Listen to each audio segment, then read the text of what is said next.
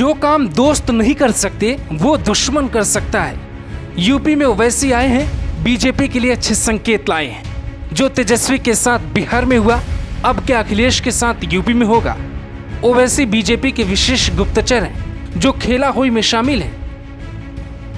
आखिर उत्तर प्रदेश में चुनाव लड़ने के पीछे ओवैसी का एजेंडा क्या है? मूल रूप से ओवैसी हर राज्य में विधानसभा चुनाव से पहले दो मुद्दे मुख्य रूप से उठाते हैं। पहला, विधानसभा में मुस्लिम विधायकों की संख्या में बढ़ोतरी और सत्ता में उनकी वाजिब हिस्सेदारी।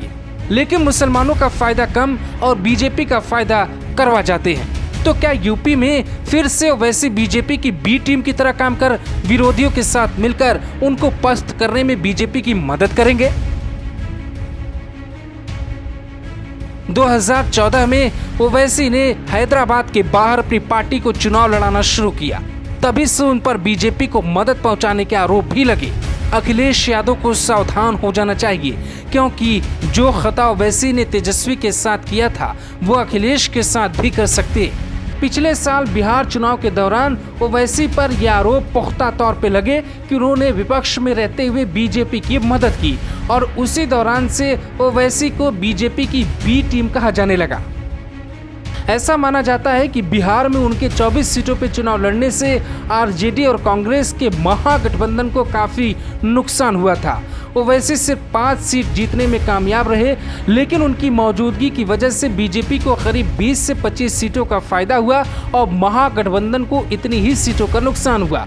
2014 और 2019 के महाराष्ट्र विधानसभा चुनाव में भी ओवैसी पर बीजेपी शिवसेना गठबंधन को मदद पहुंचाने का आरोप लगा था।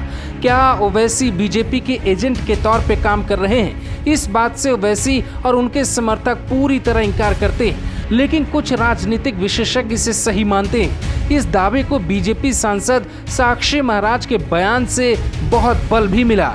इसी साल जनवरी में जब ओवैसी ने उत्तर प्रदेश के आजमगढ़ में बड़ी रैली करके मुलायम सिंह और उनके परिवार पर मुसलमानों को धोखा देने का आरोप लगाते हुए निशाना साधा था, तब बीजेपी सांसद साक्षी महाराज ने ये दावा किया था कि ओवैसी बीजेपी के मित्र हैं और वो बीजेपी के लिए काम करते हैं।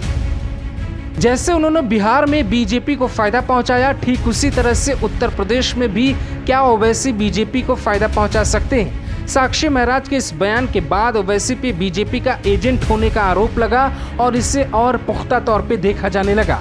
इससे छुटकारा पाना ओवैसी के लिए अभी भी बड़ी चुनौती बना हुआ है।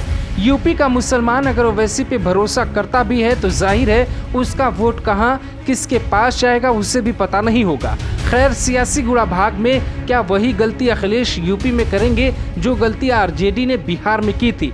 क्योंकि ओवैसी ने ये दावा किया है कि यूपी की 100 सीटों पे वो चुनाव लड़ेंगे, जिसके बाद नुकसान विपक्ष को ज्यादा होने की उम्मीद है और इसका पूरा फायदा बीजेपी को मिल सकता है। दरअसल मुसलमानों के वोट बैंक का ध्रुवीकरण होगा और वोट बंटने के आधार पर बीजेपी को बढ़त मिल सकती है। Bureau report, global Bharat TV.